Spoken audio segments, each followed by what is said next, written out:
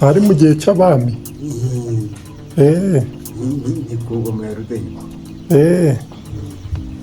Rudahigwa si ibyo simuzi. Wowe waranamubonye? Waranamubonye? Ntawe nabonye, we nabonye n'ikigero.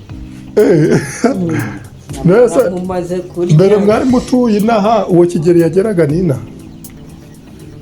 Baraza. Kigeli namubonye ari gutambagira yagarukiye ku intaruka. Arakuba arazamuka mu Cyanika. Wajyanaga n'amaguru? Yari ari mu modoka ya Mwanama. Yagendaga abaturage bose bari bakikije umuhanda.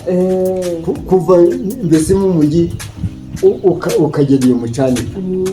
Ubwo yuko bari bababwe bati mwamara.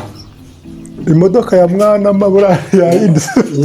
Izuba riba riri kubavaho. Imeze nk'iriya y'abasirikare. Wakageza ari kugira ngo cyarire. Abandi bari gukoma amashyi.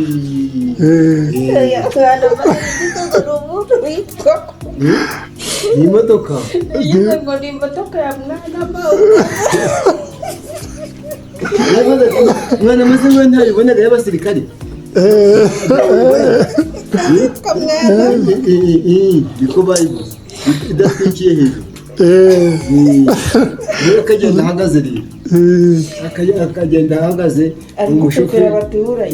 umushoferi ari kuyitwara gahoro gahoro. Gahoro babibonye, twamurebe hariya ku mugezi kwa Pawulo ari turagiye.